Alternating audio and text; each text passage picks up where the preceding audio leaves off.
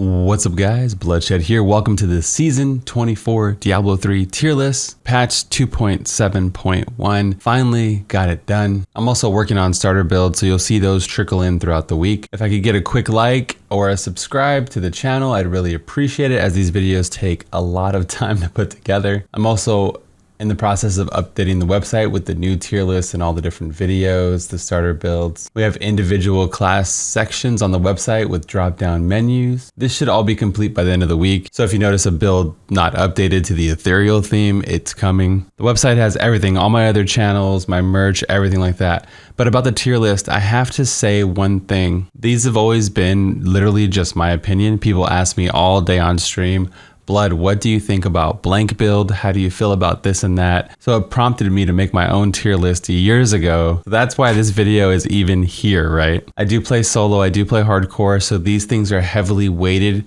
in my decision for the tier list as well. I am part of Team Maxroll currently, along with Facefoot, Northwar, Rax, Riker, Rob, Woody, right? We're all here. So head over to maxroll.com if you want the legit math version, like the absolute best possible build versions of everything. They're gonna have that. The highest level, most optimal builds. Here's my tier list. I take into consideration like playing solo, playing hardcore, maybe being a little bit tanky, take into effect the ease of use. You might see me go for Blackthorn pants for the elemental damage over hexing pants, because having a stutter step, having to move really pisses me off. You might see a Unity over a COE sometimes. You might see a Hellfire amulet over like a Squirts necklace. There's a lot of Squirts necklace in the most optimal rank 1 pushes, and it really pisses me off taking that much damage or having to fish for the god map for hours and hours and hours for hundreds and hundreds of keys, right? It's just the way I like it. So when you come to the Blood channel, I'm gonna have builds that are more custom to what I enjoy, right? But it's good because now you have two things to choose from. Maybe you look at my builds and then you look at like the Maxroll builds or other people's builds and get inspired to make your own version of the build. And that's the beauty of an RPG, right? Is to play your way. I always have to lead with all this stuff because these videos are always the most controversial and always the most wanted, right? So coming up in the sweet S tier, after all of our hours of testing, it didn't take long for us to know that Firebird mirror image was going to be the best build in season 24. It was my main here in season 23. It's an extremely badass build, and now with the ethereals, it got extra juice, extra power, and right now nothing is stopping it. It looks like no nerfs, no corrections in sight. Smooth sailing for the Firebird mirror image build. I have a video on this, again, on the website. I should have all the A+, S, and S+ tier builds updated when you're watching the video. And by the end of the week, I should have everything else updated. I'm a one-man crew here, so it does take some time to get going. And then we have Lod Wave of Light. So they just buffed the Rabid Strike and put a fat multiplier on that bad boy. So Lod Wave of Light is arguably gets the most benefit from the ethereal season. It went from literal like obscurity, trash, to like C tier, maybe C- tier, all the way up into damn S+ tier because of all the different buffs to all the items for Lod Wave of Light. It was buffed, it was nerfed, and it was buffed again. And here we are sitting pretty in the S+ tier. Now I have to say that in the S+ tier, or even in the S tier, this is the least tested build. So if you're really worried about the season, you can fall back on Inna's, right? Because we didn't get a chance to play this yet. This Rabid Strike buff was not on the PTR when we were able to test it. This came after. This was like in the final patch notes. So just bear that in mind. This is kind of like the dark horse. We can only theory craft it. We can't actually field test it. Up next, we have Inna's Mystic Ally. We played a lot of this. We have a video on the channel for this build. It's really fun for speeds in my opinion. And the push build is cool. You do some punching, you do some Mystic Ally exploding, and you progress pretty easily. It's a very tanky build. Inna's was always the tankier build for Monk, and then they added a damage reduction to it, so now it's even tankier than ever before. Amazing for hardcore, along with Firebird and Lod Wave of Light. They're all pretty damn good for hardcore. A lot of people ask me what's hardcore friendly, this and that, and pretty much all my builds will have a cheat death or they'll be a little bit tankier. So everything is literally ready for hardcore, except for maybe Lod Mages and Zuni, like the really squishy builds. But Yeah, definitely you can play it on everything, especially with the new revamped follower system. If you don't know about the revamped follower system that we got during season 23, I'll put a link in the description. You get that extra cheat death. You get extra abilities, like you can get homing pads to get your butt out of rifts if you have to. So just bear that in mind. You know, everything is going to be a little bit tankier focused in general. Coming up in the S tier, we have that sweet lawn bomb. I just want to tell you, there's a lot of these S tier builds I wanted to put in S plus tier. I just feel like the S plus really stood out to me as not only stars of the patch, as Monk's the star of the patch, Firebird's the star of season 23, and it's again another star of season 24. They just feel like they're just extra special, and I wanted to put them in a extra special snowflake spot. So yeah, Lawn Bomb is amazing for high level speed runs, really good for Paragon farming, really tanky, and it's just, you get that just constant dropping of bombardments every 4 seconds. It does take more to build, right, to get everything going. You know, any lawn build's going to take a little bit more to get going, but it's worth the payoff. And then the next 2 builds we have are AOV. We have the classic Heaven's Fury, and then we have the lazy shotgun variant. Both solid builds. Even though AOV regular classic is stronger, right? Shotgun is still really good, and I would consider it to be around the same power, especially how easy shotgun is to play. If you hate having to keep up stone gauntlets and Akarat's champion with the classic version, and you want to play an easier version maybe for hardcore, or just because you hate keeping up, you know, your abilities, then go for AOV shotgun. It's pretty chill to play. And then we got a pair of Witch Doctor builds here with Mundanugu and Zuni.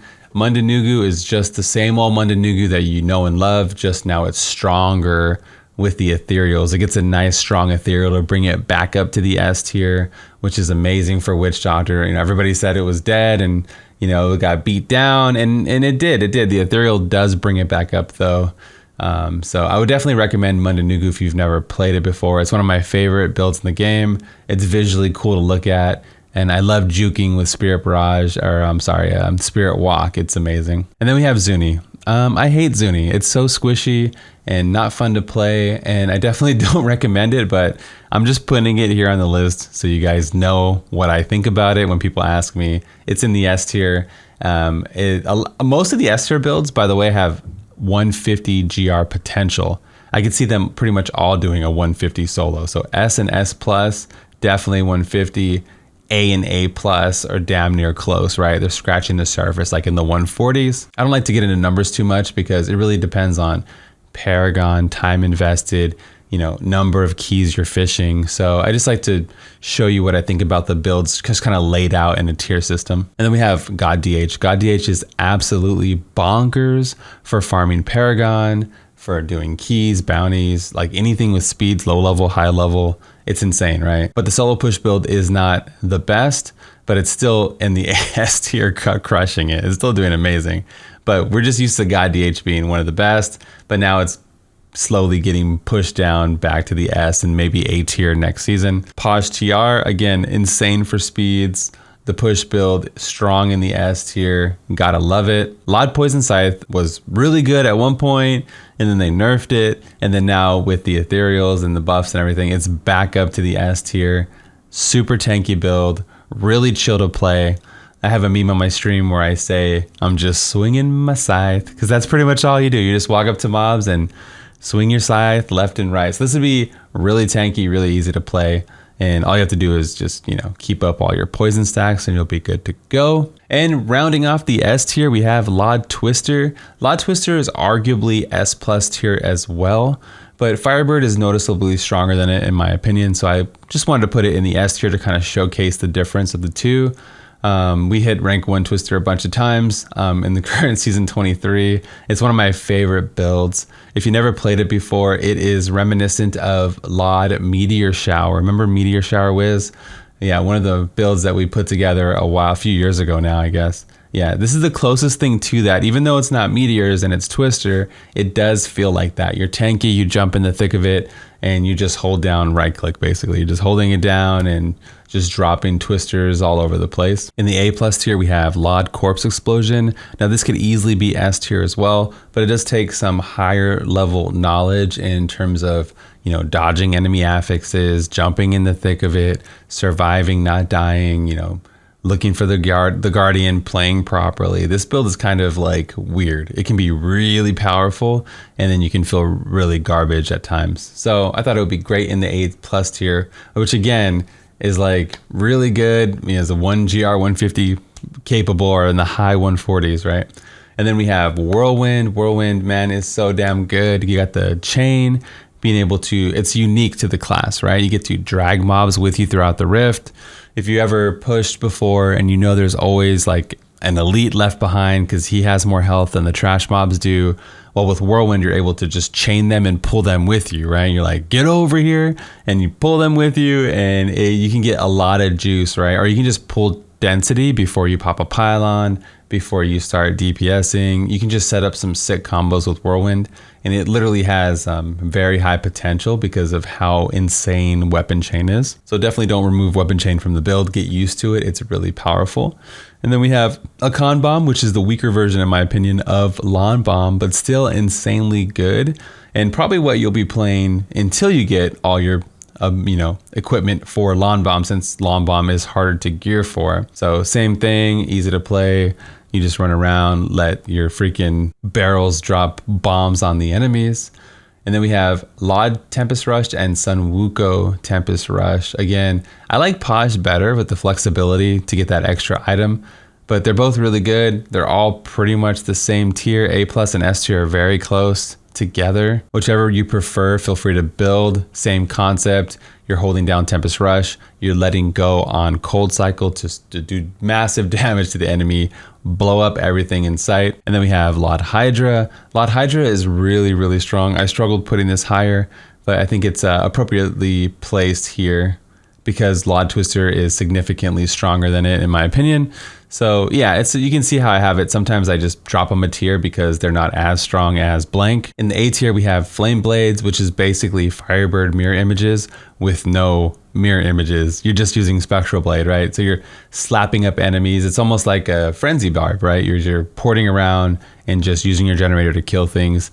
It's actually really, really powerful. And I wish this was the best version of the build, just because I like that kind of playstyle. So leading into the next build on the list is Frenzy. Frenzy is my favorite playstyle in the whole game. I've been playing it every single season since release.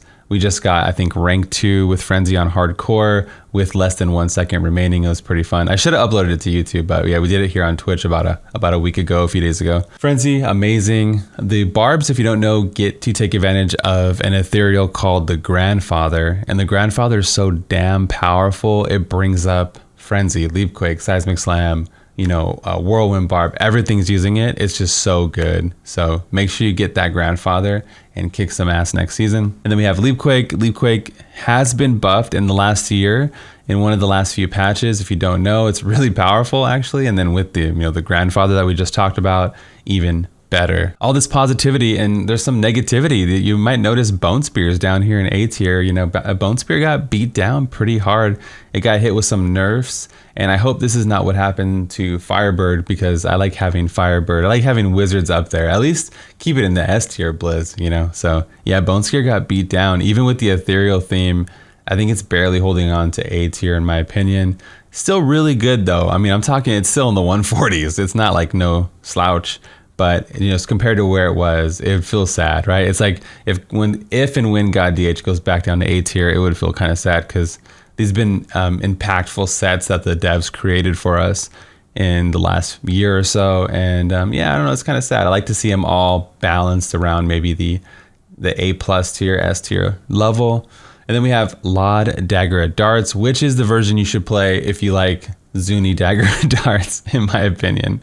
It's tanky for hardcore. It's way more chill to play. I think it's more fun because you can focus on your positioning and jumping in Oculus rings and, dropping your Prana Nados. It just feels like more like you could focus more on the gameplay versus just fishing for the right rift because you're such a squishy paper towel, right? So definitely play Lod Dod if you're into it. It's one of my favorites as well. In the B+ tier, we have Juliana. Juliana's is so badass. It's the starter set for next season. You should have no problem getting sub 2-minute speed runs with Juliana. We made a speed build back in season 14 or earlier with Juliana's when they buffed Madstone and all that. So Juliana's great for speeds. solid for pushing, borderline A tier build, really good. And it gets to take advantage. They actually recently buffed it last patch, I believe, and they gave it a nice damage reduction on the 4-piece, which you probably saw. I put the Monk starter build out, and you probably know about that already. Up next, we have that Seismic Slam, the Super Saiyan Blue Barb, boosted by the grandfather that we talked about earlier. Insane build, one of my favorites. Then we got Roland, another one. It's kind of like a Hoda build. Roland kind of ponies around and just slaps enemies. If you don't know, Roland has a built-in attack speed buff on the set. So it's pretty insane and really, really fun to play, actually. And then Lod Rapid Fire, which you kind of stand there. You're like a human turret. And then we have Lod Bless Shield. You're throwing out stakes or kiwis across the map.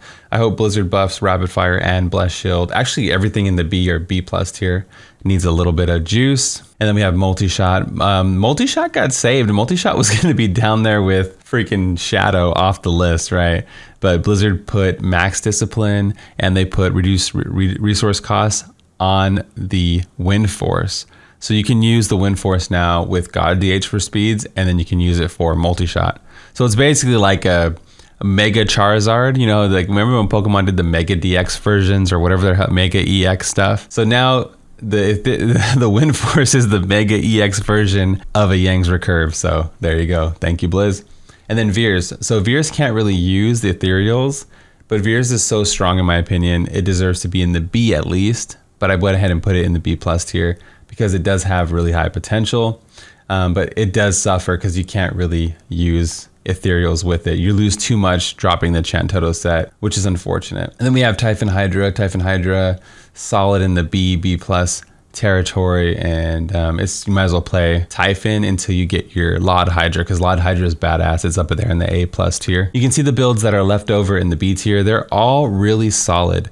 If you want to go with B or B+ builds, you have no problem doing like a GR120 next season, especially with Ethereals running rampant all over the place, right? So whatever you want to play, whatever you want to do on the list, you'll have no issues next season. There is a C tier on the website. You can see like when you click on individual classes like Barbarian here, there is a C tier for like Immortal King Hoda. We also have key farm builds, solo Paragon farming builds, bounty builds, all that stuff. Remember, AS through A tier, B tier is going to be done soon, and the rest of the builds, like the speed builds and all the other stuff, the bounty builds, it'll take me to the end of the week to get it done, right? So just check the site if you want more builds, but I think that should cover all the important ones for today. Let me know. I really want to know what build you're playing next season. What's the hype? Are you going to just go for the achievement? Are you going to push on Innas? You're going to do Firebird, God DH? You're playing solo in groups? Let me know what your plans are. Maybe if you need a group, you can ask in chat. Maybe someone will find you and you guys can have a nice seasonal launch night together. We have a Diablo Discord in the description down below. Again, like I talked about, we have everything on the site. I even have a variety channel. I have a finance channel. I probably have too many channels and I should focus on one, but what are you gonna do, right? On my website also, I'll have a graphic. So if you just want like the graphic of the tier list, then you can have that, or you can screenshot this if you're on your phone, obviously. Anyway, I'm losing my voice here. That's gonna be all for me today. This is the Bloodshed, and I'm out of here. Peace.